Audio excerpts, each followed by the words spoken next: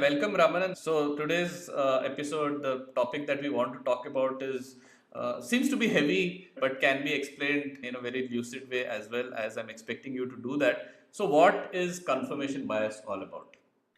Yeah, Harish, not only am I going to explain it in a lucid way, but you're going to be extremely thrilled with my explanation. I Okay. know I'm perfectly sure about this. Let's talk about that. So, confirmation bias, it's a simple concept, and we are completely drowned by it.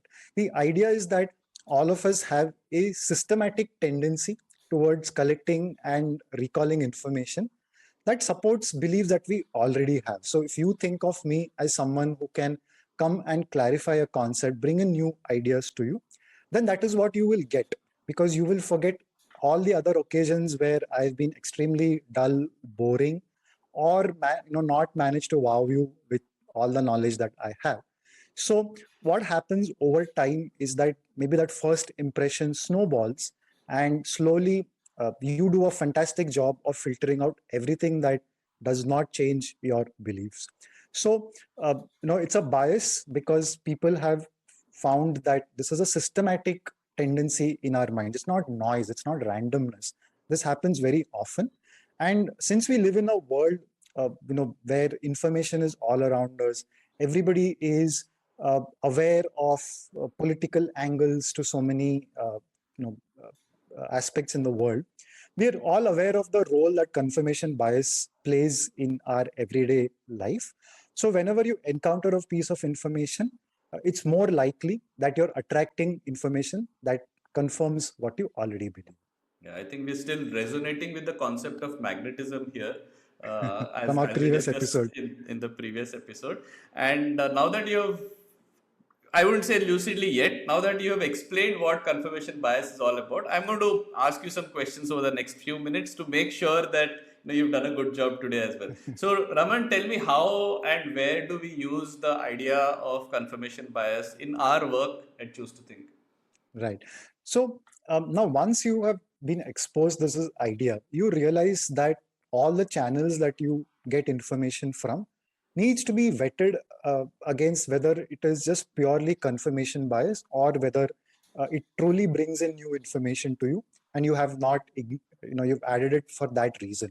So what do I mean by this? Let's say that I believe that just using our previous episode as an example, uh, I have not heard of nudges. So my belief is that uh, my teammates always respond only to very, very clear external incentives of, say, money, rewards, penalties, punishments, and so on. And this is a strong belief that I have.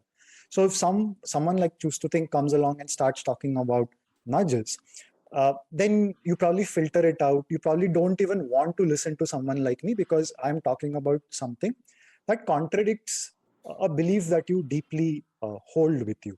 So now, so there are multiple levels at which we need to be aware of confirmation bias in the work that we do at Choose to Think. So when we meet someone new, we need to understand what are their biases, and I'm using it in a very neutral sense. Everybody has biases. Everybody has systematic preferences or shifts on to one side or another when it comes to any aspect of the world.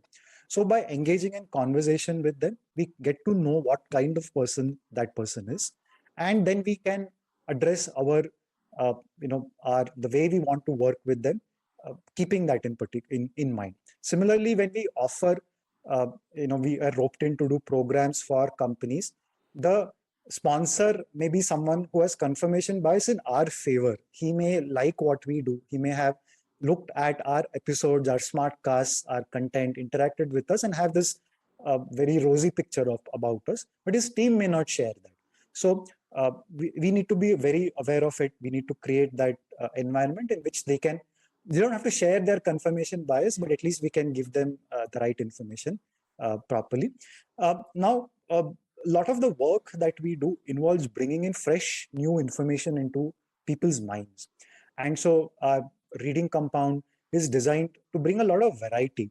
And sometimes that variety is designed to sort of, I wouldn't say offend, but at least bring a counter view to what may be very conventionally held notions.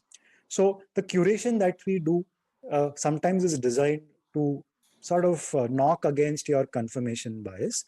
So anywhere where you're doing curation of information, anywhere where you're doing decision making based on information, all those places we are very aware of the role of confirmation bias. Right. And do you think confirmation bias also plays a big role in, say, how an organization's culture is designed, and how it is orchestrated? Quite. Culture is affected by what people say, what people do. And we spoke about the fundamental attribution error earlier.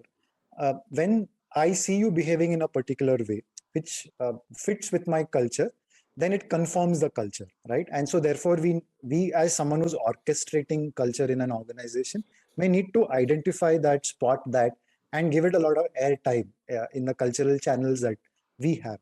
But sometimes you may have people behaving in a very different way. Let's say there is a leader who espouses a certain value, but then you see their behavior being against it. What may happen is that the old timers may overlook it. They may say, yeah, there is a gap between our culture and what we actually practice, and occasionally there are deviations. But for someone who's new to an organization, who may not suffer from that confirmation bias process, for that person, this may be a very striking contradiction. And so identifying that, managing that is actually quite important before that person becomes very cynical. So that's why your induction programs, all of that needs to understand when to, send you those indicators, those signals that can help build that confirmation bias. So in some sense, it's almost like you're using confirmation bias as an ally in that process. So you should look at it as a neutral term, something that we all experience. It doesn't have to be necessarily a bad thing. Right. So if you're aware of this now, then you can start adding it to your list of musicians. Right. And why do you consider it to be such an important part of the uplevelers toolkit? So whatever we are telling people through these series of smart levers is that you are going to take in a lot of information. You need to stretch your minds to adopt new practices. Now, what happens if you're prone to confirmation bias? You tend not to want to engage with something new, something that contradicts what you already know. So, for example, you have a belief that multitasking is possible. Someone else comes along and says, no, hang on, our brain is not built for multitasking. And you may disagree because you have staked, I mean, in some sense, your reputation on being a great multitasker, right? Then third person may come along and say that both of you are wrong because multitasking is possible for certain combinations of tasks and not possible in certain. So as someone who is an up-leveler, you are going to keep getting a lot of information. You are going to build a lot of perspective. And if you down the shutters too early and you use confirmation bias to create those narrow fields of vision, then I'm afraid you're not going to be an up-leveler. So understanding the role of confirmation bias will help you deal with information with the equanimity that it deserves. Right. Yeah, I think the equanimity part is extremely important. So, if you want to just call out any specific roles that require people to be really, really aware of confirmation bias, or is this something which is should be known to everyone?